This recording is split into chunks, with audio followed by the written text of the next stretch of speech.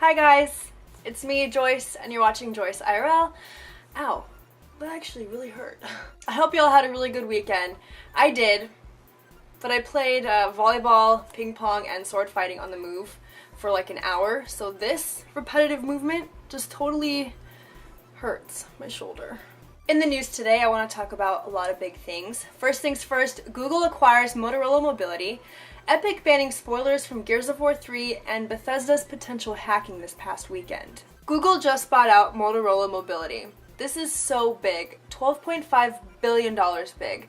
That's how much they bought the company out for, or about $40 per share, which is huge. This is probably one of the biggest acquisitions in technology history to date. The Google CEO said one of the main reasons they did this was to, and I quote, create amazing user experiences that supercharge the entire Android ecosystem, which is really great. But I also think Motorola's 17,000 patents and 7,000 patent pendings have a lot to do with this. What better way to protect yourself against a string of lawsuits that have been going around nowadays than by having tons of patents on your side? Smart move, Google. Motorola Mobility will still be its own business entity despite the acquisition, so companies like LG, HTC, etc. will still have access to create products and handsets through the Android system. This acquisition is still kind of new and being perfected and kind of incubated, so if everything goes to plan, it should be in full effect either by the end of this year or the beginning of 2012.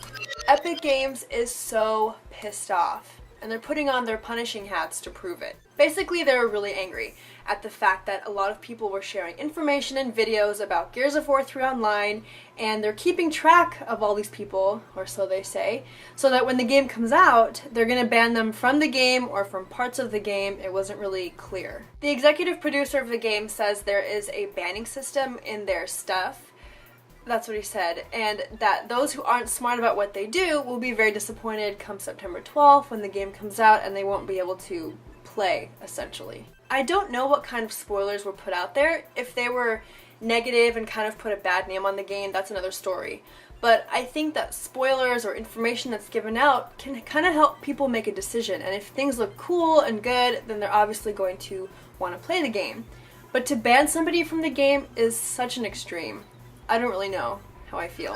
Over the weekend, Bethesda sent out an email to all of its forum users saying that they detected some sort of breach in their security in the forums. So they're telling all their users to change their passwords to make sure that everything they have on there, their information, is secure. Now the breach happened on Friday, August 12th, and then Bethesda sent out the email the next morning, August 13th, so it's really good on Bethesda's part for reacting quickly. The email said Bethesda has reset everyone's passwords, so I'm guessing you just have to follow a link and go and change it to something that you would prefer. They suggest obviously not using a password they've used before or using passwords that they use for other accounts. I was reading some of the comments that people posted about this article, and some people agree that this was something that somebody did to kind of justify the whole Notch versus Bethesda thing. As some of you might know, Notch created Minecraft, and they're also creating a new game called Scrolls, and upon trademarking this name Scrolls, the Bethesda lawyers were like, this is too similar to the Elder Scrolls, and we want you to change this and change your name to something else, and this whole thing was probably just some sort of ploy to like tell Bethesda to like back off. Nonetheless, this whole thing is no fun, so I really hope they get this all sorted out.